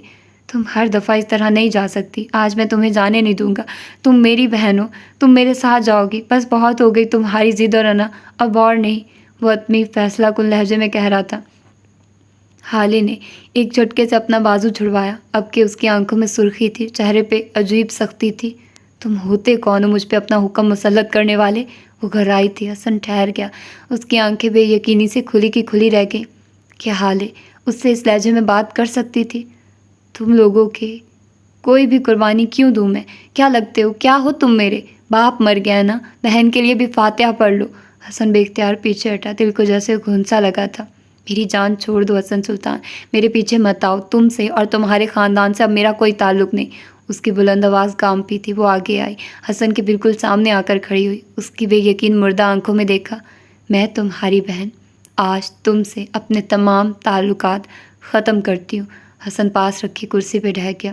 اسے حالے کی آواز بری لگ رہی تھی، بہت بری. اس کا دل جیسے کسی نے مٹھی میں لے لیا.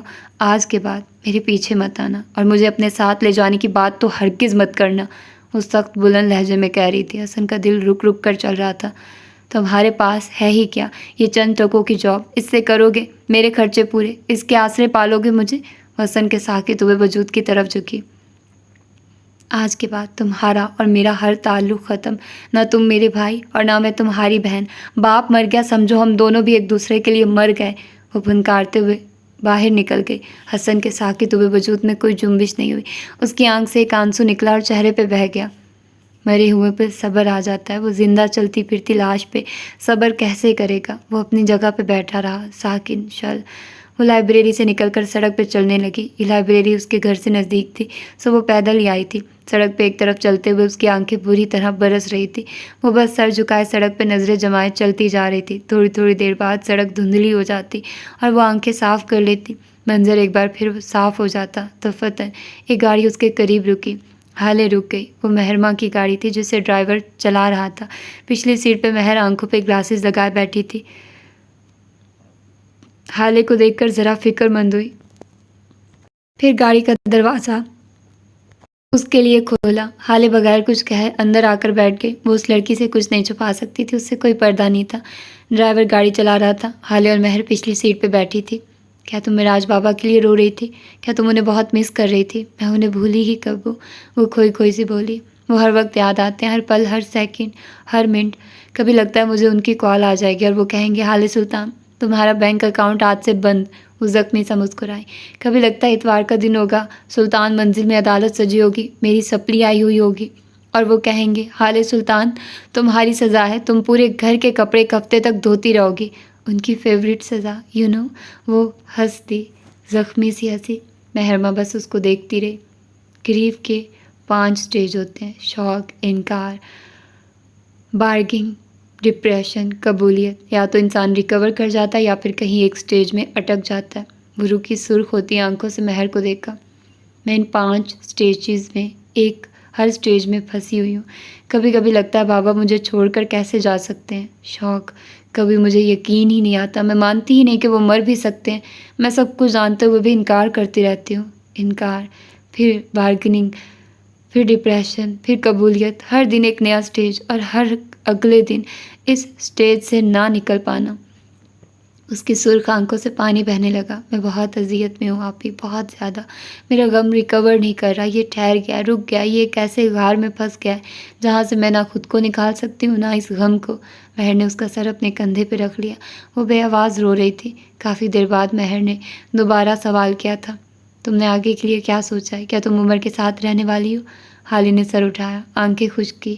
ظاہر ہے جو بھی کروں گی آپ سے مشورہ کر کے پھر کروں گی. وہ اس ملک کے ان 90% بچوں میں تھی جن کو اپنے کسی بھی کام کے لیے اپنے کسی بڑے بہن بھائی یا ماں باپ یا دوست غرض کے کوئی بھی جسے وہ آئیڈیالائز کرتے ہوں اس کا اپروول اپنے کام کے لیے ضروری سمجھتے ہیں. میں بغیر پلان کے چل رہی ہوں. فی الحال تو کوئی پلان نہیں ہے، اس نے نارمل انداز میں کہا.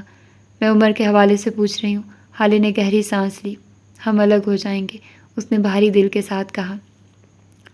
لیکن کبھی کبھی مجھے لگتا ہے کہ اسے بابا نے مجھے انعام کے طور پہ دیا. شاید وہ میرے لیے اچھا ہی ہو. کبھی کبھی میرا دل چاہتا ہے میں اس کے ساتھ اپنے تعلق کو چانس دوں، لیکن میں فی الحال کچھ کہہ نہیں سکتی. اس نے کہہ کر مہرماں کو دیکھا. وہ مضحکہ خیز نظروں سے اس کو دیکھتی رہی. حالے کو اس کی نظروں میں حقارت محسوس ہوئی. تم اب بھی فیری ٹیلز میں رہتی ہو حالے، آئی کانٹ بلیو یو. وہ بے یقینی سے کہہ رہی تھی. تم ایک مشکوک کردار کی عورت ہو. حالے کے دل پہ جیسے کسی نے چھری سے پھیر دی. خون ہی خون رسنے لگا. ایک پوری رات تم گھر سے غائب رہی ہو، وہ بھی تمہاری شادی کی رات. تمہارا باپ تمہارا غم لے کر وقت سے پہلے مرا. تمہارے خاندان نے تمہیں ڈس آن کر دیا. دل میں جس جگہ چھری لگی تھی وہاں اب زخم بننے لگا۔ مہرماں کہہ گئی، تمہاری وجہ سے تمہارا پورا خاندان ذلیل رسوا ہو گیا، خبروں میں ہمارا نام آنے لگا۔ تمہیں لگتا ہے ایسی عورت کسی مرد کے قابل رہتی ہے، وہ بھی ایک شاندار بے داغ مرد؟ تمہیں اپنی باقی کی ساری زندگی ایک محبت والے مرد کے بغیر گزارنی ہوگی۔ کیا یہ بات اب تک تم سمجھ نہیں سکی؟ ہیپی اینڈنگز یہ بھی تو کوئی چیز ہوتی ہے۔ اس کے لب ہلکے سے پھڑپھڑائے۔ شہزادہ کسی دیو کی قید میں رہ کر آنے والی شہزادی کو قبول کر لیتا ہے۔ محبت بھی کوئی چیز ہوتی ہے جو شہزادے کو پورا گاؤں بھٹکا کر کانچ کا جوتا شہزادی کے گھر لانے پہ مجبور کر دیتی ہے۔ قربانی اور احسار بھی کوئی چیز ہوتی ہے جو شہزادے کو مجبور کرتی ہے کہ وہ کسی شہزادی کو ایک اونچے لمبے محل کی قید سے آزاد کروا کر لائے۔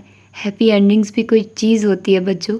ہیپی اینڈنگ ہوتی نہیں ہے حالے، دکھائی جاتی ہے، اور اگر ہوتی بھی ہے تو فیری ٹیلز میں۔ اصل زندگی میں بس اینڈنگ ہوتی ہے، اور اس حقیقت کو جتنا جلدی قبول کرو گی اتنا اچھا ہے، وہ تلخی سے کہہ رہی تھی۔ فیری ٹیل میں کیا ہوتا ہے؟ شہزادہ شہزادی کو کسی ظالم دیو کی قید سے چھڑا لاتا ہے اور کہانی ختم۔ شہزادہ کانچ کا جوتا لے آتا ہے، شہزادی کو اس کی سوتیلی ماں سے بچا لیتا ہے اور کہانی ختم۔ شہزادہ کسی اونچے ظالم محل سے، کسی چڑیل کی قید سے شہزادی کو بچا لیتا ہے اور وہ ہنسی خوشی رہنے لگتے ہیں۔ کہانی ختم۔ اس نے حالے کی آنکھوں میں دیکھا اور کہنا جاری رکھا، اصل میں کہانی یہاں سے شروع ہوتی ہے۔ وہ ہیپی اینڈنگز بس آنکھ کا دھوکہ ہوتی ہے۔ کہانی کے باہر پردے کے پیچھے شہزادی ظالم دیو کی قید نہیں بھولتی۔ شہزادہ اسے رام کرنے کی ہر کوشش کرتا ہے، لیکن شہزادی اپنے اندر اندھیرے کو بسا لیتی ہے۔ شہزادہ اس سے بیزار ہو جاتا ہے اور ان کی کہانی کا اینڈ ٹریجک ہوتا ہے۔ حالے نے سانس روک لیا۔ وہ آج تک جن کہانیوں میں جیتی رہی تھی، مہرماں نے ان کا کیسا خوفناک نقشہ کھینچا تھا، ان سب سے بے نیاز وہ محروم اور حریص عورت کہے گی۔ اونچے محل والی شہزادی قید کی عادی ہو گئی ہوتی ہے، وہ شہزادے کے ساتھ کبھی بھی ایک نارمل زندگی نہیں گزار سکتی۔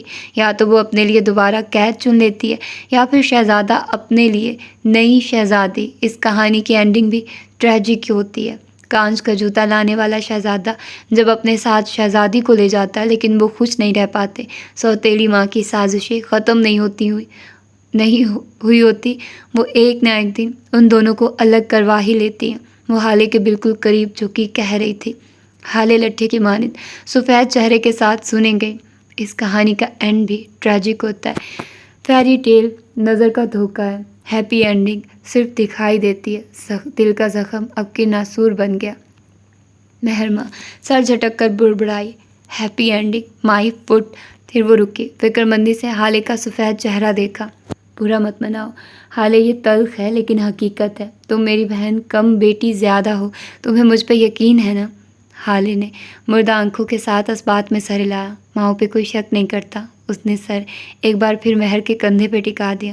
اس کے لب بغیر آواز کے ایک ہی بات دہرا رہے تھے، ہیپی اینڈنگ بس فیری ٹیلز میں ہوتی ہے، زندگی میں بس اینڈنگز ہوتی ہیں۔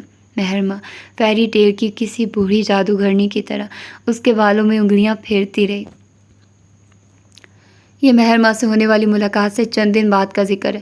ہارون نے حالے کو کال کر کے اس کے گھر کے قریب ایک پارک میں ملنے بلوایا تھا۔ عمر بھی اس وقت واک کرنے آیا ہوا تھا، وہ اپنے راؤنڈ لگا رہا تھا۔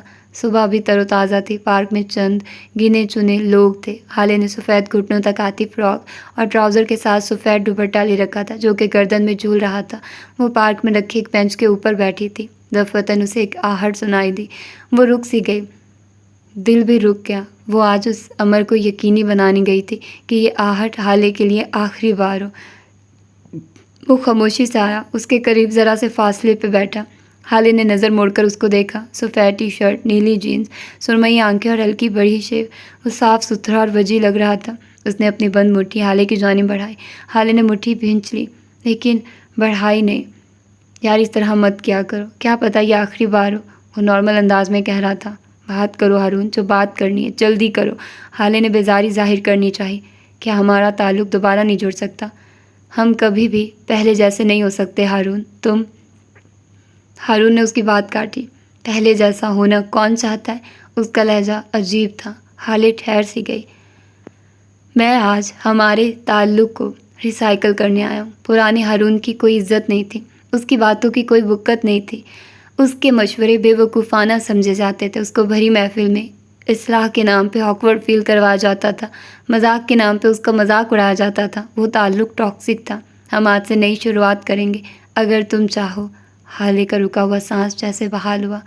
ہمارا تعلق ایسا نہیں تھا ہارون.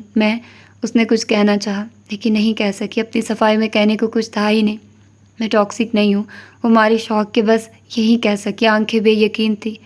برا ہونا برا نہیں ہوتا، برا رہنا برا ہوتا ہے. ہمارے تعلق میں تم نے ہمیشہ اصلاح کے نام پہ مجھے ذلیل کیا. حالے اس کے لہجے میں شکوہ نہیں تھا نہ طنز تھا. وہ عام لہجے میں بول رہا تھا. میرے فیصلوں کو بے وقوفانہ اور بچکانہ کہہ کر ہمیشہ مجھے دباتی رہی. قصور تمہارا نہیں ہے، قصور میرا ہے. میں دبتا رہا. ہماری دوستی میں ہمیشہ دبتا رہا. حالے کا شوق بڑھتا جا رہا تھا. وہ بار بار گردن نفی میں ہلا رہی تھی. وہ ٹاکسک نہیں تھی. امپاسبل. تم نے کہا بولو تو ہارون بولا. تم نے کہا چپ رہو، ہارون چپ رہا. تم نے کہا لڑو، میں لڑا. تم نے کہا ہنسو، میں ہنسا. میں کٹ پتلی بنتے بنتے تھک گیا ہوں والے. اب مجھے اس تعلق میں عزت چاہیے، مقام چاہیے. تم میرے لیے قیمتی ہو، ہر ایک سے زیادہ. تمہاری دوستی قیمتی ہے. میں تمہارا دوست ہوں. میں تمہاری اصلاح کرنا چاہتا ہوں. میری باتوں پہ غور کرو حالے. کیا تم ایسی نہیں ہو؟ حالے کو آنکھوں میں آنسو جمع ہونے لگے. اس کی آنکھوں کے آگے کچھ منظر ابھرے. کچھ میں وہ ہارون کو بری طرح جھڑک رہی تھی. کسی منظر میں وہ ہارون کی کسی بات کا بھری محفل میں مذاق اڑا رہی تھی. کسی منظر میں وہ ہارون کے کسی مشورے کو بہت بری طرح رد کر رہی تھی. اسے کم عقلی کا طعنہ دے رہی تھی. کسی منظر میں وہ ہارون سے معافی منگوا رہی تھی حالانکہ اس کا کوئی قصور نہیں تھا. اب ایک منظر میں اسے ہارون کی ایک کامیابی بہت بری لگ رہی تھی کیونکہ اس نے یہ کام حالے کے خلاف جا کر کیا تھا. سب مناظر میں ایک چیز کامن تھی، ہارون کا تاریک ہوتا چہرہ. مجھے یقین نہیں آتا میں ٹاکسک تھی. میں ایسی نہیں تھی ہارون. میں بس آبسیسڈ تھی، روڈ تھی. لیکن میں ٹاکسک نہیں تھی. میں ایسے کیسے ہو سکتی ہوں؟ شوق کا اگر کوئی پہاڑ تھا تو وہ آج حالے کے سر پہ آ کر گرا تھا. عمر نے ذرا دور کھڑے ہو کر ان کو دیکھا تھا. اب اگر ایک بندے نے بے غیرت بن کر اپنی بیوی سے بات کرنے کی اجازت دے دی ہے تو اگلے کو بھی ذرا شرم آنی چاہیے. بات مختصر کرو یار. وہ اپنی جگہ پہ کھڑا بری طرح جل بھن رہا تھا. ہارون کہہ رہا تھا اس دن جو کچھ بھی ہوا وہ کوئی انتقام نہیں تھا. میں نے کچھ بھی جان بوجھ کر نہیں کیا تھا. حالے کی آنکھوں میں زخمی پن دوڑ گیا. تم سچ بتا سکتے تھے ہارون. تمہیں سچ بولنا چاہیے تھا. تم نے میرے ساتھ بہت غلط کیا، بہت غلط. میں چاہ کر بھی تمہیں معاف نہیں کر سکتی. وہ گیلی آواز میں کہہ رہی تھی. ہارون نے چند لمحہ اس کو دیکھا پھر کہنا شروع کیا. میں نے جھوٹ بولا کیونکہ تم نے مجھے جھوٹ بولنا سکھایا. تم میری گارجین تھی. میں نے ہمیشہ وہی کیا. تم نے کہا سچ بولو ہارون. ہارون نے سچ بولا. تم نے کہا جھوٹ بولو. ہارون نے جھوٹ بولا. حالے گمسم سے اس کو دیکھے کہ اس نے چاہا تھا کہ آج اس کی سماعت دھوکہ دے جائے لیکن ایسا نہیں ہو سکا. اسے سننا تھا، اسے سننا پڑا. تمہیں یاد ہے تم جب اسکول میں تھی ایک بچے نے تمہاری کاپی چرا لی. تم نے بریک ٹائم میں اس کا سر پھاڑ دیا. بات پرنسپل تک گئی. پاپا اور معراج انکل کو بلایا گیا. ہارون سچا اور نیوٹرل مشہور تھا. تمہاری گواہی کے لیے مجھے بلایا گیا. وہ رکا. لہجہ ذرا زخمی ہوا. تم نے کہا ہارون جھوٹ بولو. ہارون کہہ دو میری غلطی نہیں تھی. میرے دل نے ملامت کی. میرا سر جھک گیا. لیکن سچے اور نیوٹرل ہارون نے جھوٹ بولا. اس دن کے بعد جب بھی کوئی مجھے سچا بولتا تھا میرا دل مجھے ملامت کرتا تھا. میں تمہارے لیے کئی سال سے ملامت سہ رہا ہوں. حالے کچھ کہہ نہیں سکی. زبان جیسے مفلوج ہو گئی. دل نے جیسے دھڑکنا بند کر دیا. ہارون آنکھیں اس کے چہرے پہ جمائے رندھی ہوئی آواز میں کہہ رہا تھا میں قاتل تھا، اپنے بھائی کا قاتل تھا لیکن جھوٹا نہیں تھا. میں نے قتل کر کے بھی جھوٹ نہیں کہا. مجھ سے جب پوچھا گیا تو میں نے واویلا کیا، چیخا چلایا لیکن میں نے جھوٹ نہیں بولا. میں کہہ سکتا تھا کہ رستم نے خود کو خود ہرٹ کیا ہے لیکن میں نے نہیں کہا کیونکہ ہارون قاتل تھا لیکن جھوٹا نہیں. ہم کالج میں تھے. میڈم نے کسی بات پہ ہم دونوں کو جھڑک دیا. تم نے رات کے 12 بجے گاڑی نکالی. ہم پرنسپل کے گھر کے باہر گئے اور تم پورے 1 گھنٹے تک اس کے گھر کے باہر ہارن بجاتی رہی. CCTV میں ہمارا چہرہ تک آ گیا. معراج بابا نے مجھے بلایا لیکن کیونکہ ہارون سچا تھا، اس کی کریڈیبلٹی تھی. مجھ سے پوچھا گیا کہ یہ سچ ہے یا نہیں. تم نے کہا ہارون جھوٹ بولو. میری کریڈیبلٹی کا سوال تھا حالے لیکن میں نے پھر بھی جھوٹ بولا. اس دن سے ہارون نیوٹرل نہیں رہا. ہارون کی کریڈیبلٹی ختم ہو گئی. پورے خاندان میں ہارون کی بات کا کوئی اعتبار نہیں رہا. لیکن میرے لیے پھر بھی تم عزیز رہی. بھری محفل میں کٹہرے میں کھڑا کر کے جسٹس معراج کے سامنے تم کہتی تھی ہارون سچ بولو اور ہارون کو جھوٹ بولنا ہوتا تھا. وہ رکا. حلق میں کچھ اٹکا. حالے پتھرائی آنکھوں سے اس کو دیکھتی رہی. اس کی آنکھیں ساکت تھی. जिस्म साकिम, तुमने उस दिन भी कहा अरुण सच बोलो, और मैंने झूठ बोला क्योंकि मुझे यही सिखाया गया था, क्योंकि तुमने हमेशा मुझसे झूठ बुलवाए थे। मैं दूर था, मुझे हालात का अंदाज़ा नहीं था। क्या मैं तुम्हारी शादी की पहली सुबह किसी को ये बता सकता था कि तुम एक माह कबल किसी ज़ख्मी को रात के 3 बजे अस्पताल ले गई हो? वो नरमी से पूछ रहा था। हम जितने मर्जी लिबरल सही, क्या तुम्हारा ससुराल इस बात को मस्बत अंदाज में लेता? मैंने तुम्हारे लिए हमेशा झूठ बोले, लेकिन इन सब झूठों से तुम्हें फ़ायदा हुआ। तो हारून अच्छा था, दोस्त था, लेकिन जब मेरे एक झूठ से तुम्हें नुकसान पहुंचा तो हारून बुरा हो गया, इससे ताल्लुक़ ख़त्म हो गया। हालांकि साकी तो आंखों से एक आंसू गिरा। झूठ बुलवाना अगर तुम्हारा कसूर था तो झूठ बोलना मेरा गुनाह, लेकिन मैं यहाँ तुम्हें इल्ज़ाम देने नहीं आया, ना खुद को शर्मिंदा करने आया हूँ। मैं यहाँ तुम्हारी और अपनी इस्लाह करने और अपने ताल्लुक़ को रिसाइकल करने आया हूँ, और आज मैं आखिरी बार आया हूँ। यहाँ हाले का दिल रुक सा गया था। मैं तुम्हारी तरफ मुट्ठी बढ़ाऊँगा, अगर तुमने भी बढ़ा ली तो एक नया ताल्लुक़ बनाएंगे, लेकिन अगर नहीं बढ़ाना चाहती। वो उठ खड़ा हुआ। हाले ने उसको नहीं देखा, वो नीचे घास के टुकड़ों को देखती रही। मैं तुम्हारी ख्वाहिश का एहतराम करूँगा हारून, शाहिद आज के बाद तुम्हें नज़र नहीं आएगा। तुम चाहोगी तब भी नहीं। कुछ नाराज़गियों को मौत से पहले ख़त्म हो जाना चाहिए। मरने के बाद उनका ख़त्म होना मजबूरी होता है। ज़िंदगी में उनका ख़त्म होना मोहब्बत होती है। हर ताल्लुक़ में इतनी मोहब्बत होनी चाहिए कि उसमें नाराज़गी ख़त्म करने के लिए मौत का इंतज़ार न करना पड़े। उसने हाथ की बंद मुट्ठी हाले की तरफ बढ़ाई। दिल ज़ोर से धड़का। अगर उसने मुट्ठी ना बढ़ाई तो? हाले ने नज़र उठाकर उसे देखा। वो उसके सामने खड़ा था। धूप उसकी पुश्त से टकराकर वापस पलट रही थी। उसकी चौड़ी पुश्त धूप को हाले तक आने नहीं दे रही थी। सफ़ेद लिबास वाली अप्सरा ने उस सावली रंगत वाले लड़के को देखा, फिर उसकी बंद मुट्ठी को। बेंच पे रखी उसकी मुट्ठी शिद्दत से उस मुट्ठी से टकराना चाहती थी। चंद पल गुजरे, चंद साहतें बीती। हाले ने रुख मोड़ लिया। दोनों के दिलों में बेख्तियार ठेस सी उठी थी। हारून का दिल ज़ख्मी हो गया। रूह को जैसे किसी ने चीर दिया। उसने मुट्ठी गिरा दी।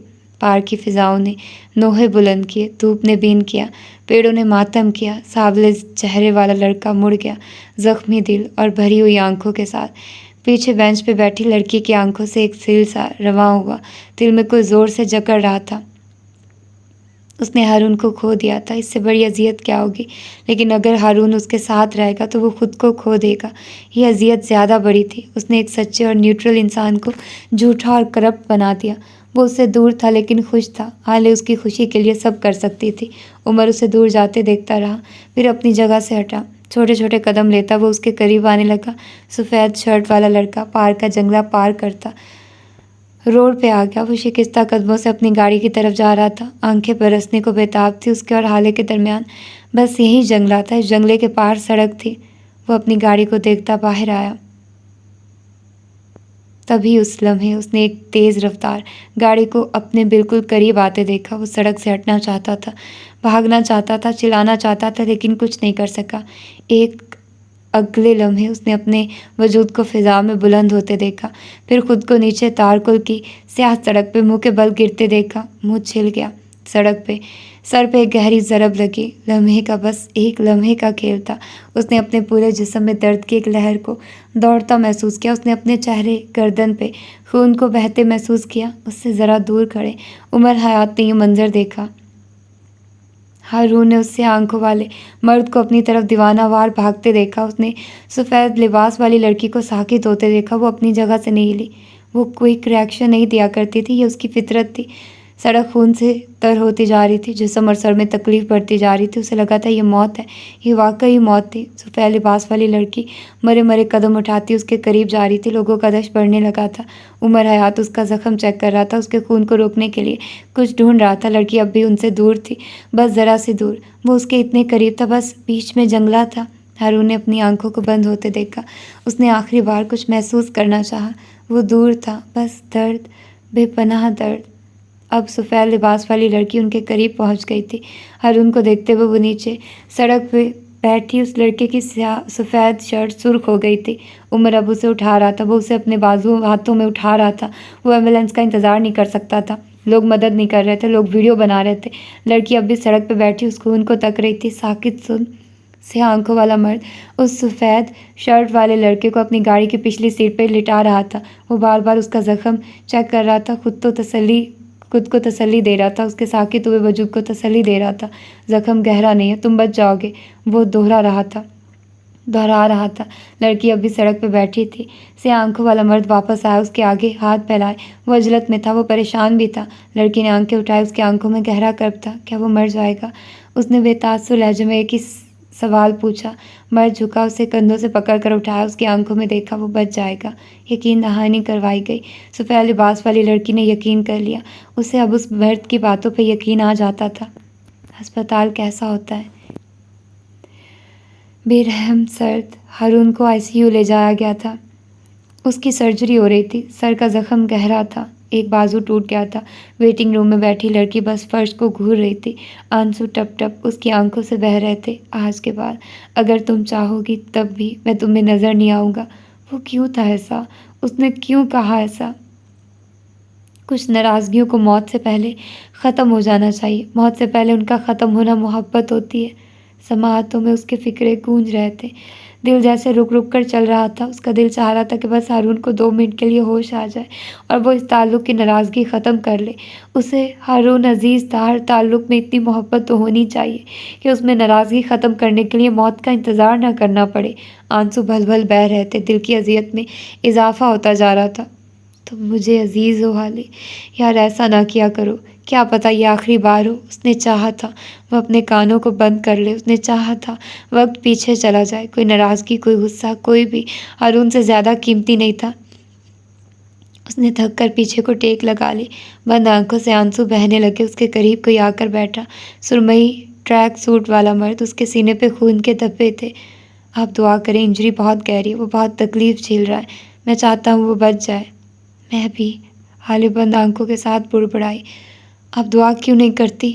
وہ اس کو نہیں دیکھ رہا تھا، وہ حالے کو روتے ہوئے نہیں دیکھ سکتا تھا۔ عجب بے کلی سی ہوتی تھی۔ میں اس سے دعا نہیں مانگوں گی، وہ میری نہیں سنتا۔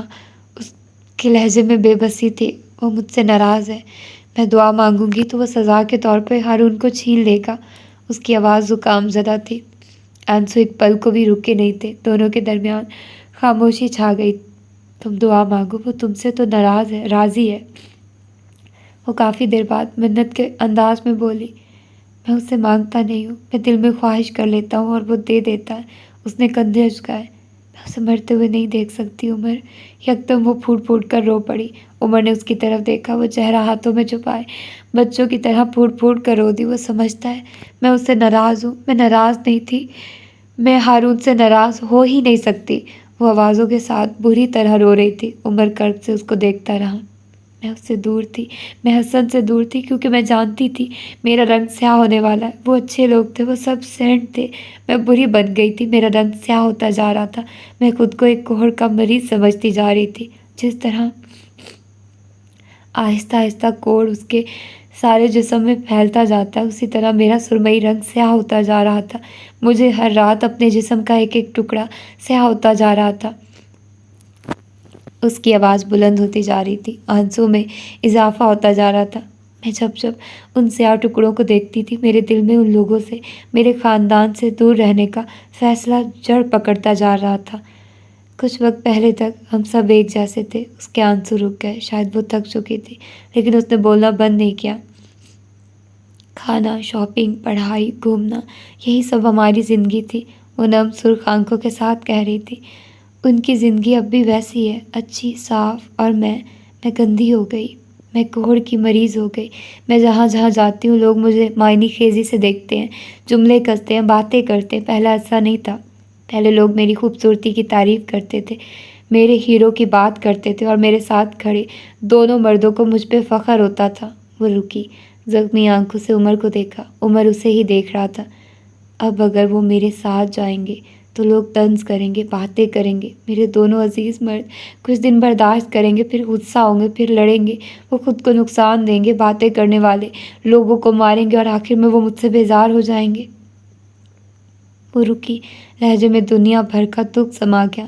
وہ بیزار ہو جائیں گے اور حالے مر جائے گی۔ میں ان کی آنکھوں میں اپنے لیے محبت دیکھنے کی عادی ہوں، فخر دیکھنے کی عادی ہوں۔ میں نفرت بیزاری نہیں سہ سکوں گی۔ ان کو لگتا ہے حالے ان کو نفرت بیزاری کی وجہ سے، ناراضگی کی وجہ سے چھوڑ رہی ہے۔ وہ دونوں نہیں جانتے میں ان کو محبت کی خاطر چھوڑ رہی ہوں، میں ان کو ان کے لیے چھوڑ رہی ہوں۔ اس نے چہرہ جھکا لیا۔ آنسو ایک بار پھر بہنے لگے۔ عمر کچھ نہیں بولا، وہ بس چپ چاپ بیٹھا رہا۔ پھر وہ اٹھا۔ میں اس کے گھر والوں کو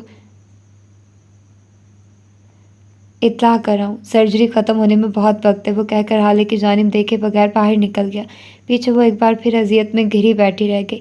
کتنی دیر گزری اسے پتہ نہیں چلا، وہ بس آنکھیں بند کیے روتی گئی اور ہارون کے ساتھ گزرے وقت کو یاد کرتی رہی۔ روم نمبر 125 کے ساتھ آپ ہیں؟ اس آواز پہ وہ اچھل کر کھڑی ہوئی تھی۔ سسٹر اس کے سامنے کھڑی پوچھ رہی تھی۔ حالے نے بس اس بات میں سر ہلایا۔ اسی لمحے اس نے نوال اور شاہد کو فک ہوتے چہروں کے ساتھ اس کی طرف آتے دیکھا۔ کیا ہوا ہے؟ کیا کیا ہے تم نے ہارون کے ساتھ؟ بولو۔ نوال اس کے اوپر جھپٹ پڑی تھی۔ حالے نے سر نظروں سے ان کو دیکھا۔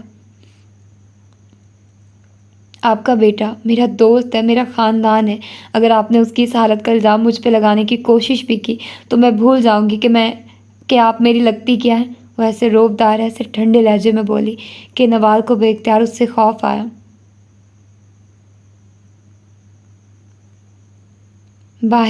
حالے باہر نکل گئی۔ شاہد اور نوال اس کی تقلید میں چلتے گئے۔ ICU کے باہر انہوں نے ڈاکٹر کو اپنی جانب آتے دیکھا۔ میرا بیٹا، میرا ہارون کیسا ہے؟ اس کی کنڈیشن کیسی ہے اب؟ شاہد نے آگے کو ہو کر بے قراری سے پوچھا تھا۔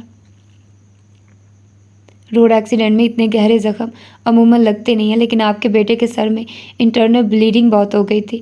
ہم نے پوری کوشش کی لیکن ہم بچا نہیں سکے۔ We are sorry sir. اس لمحے، اس پل، سارے شہر کی ساری آوازیں بند ہو گئی۔ ہر طرف سکوت چھا گیا۔ نوال دھاڑے مار مار کر رو رہی تھی۔ شاہد چیخ رہے تھے، رو رہے تھے۔ حالے گھٹنوں کے بل اس فرش پہ گر گئے۔ کھلے بال چہرے کے اطراف میں گر گئے، چہرہ چپ سا گیا۔ نوحہ بین ماتم، دوست کے مرنے پہ کیا کریں؟ آنسو اس کی آنکھوں سے نکل کر فرش پہ گر رہے تھے۔ دل پھٹ رہا تھا، روح قبض ہو رہی تھی، خاموش سانس اکھڑ رہا تھا۔ وہ فرش پہ چہرہ جھکائے بس بے آواز رو رہی تھی۔ سوری، میں اس سے زیادہ ریکارڈ نہیں کر سکتی۔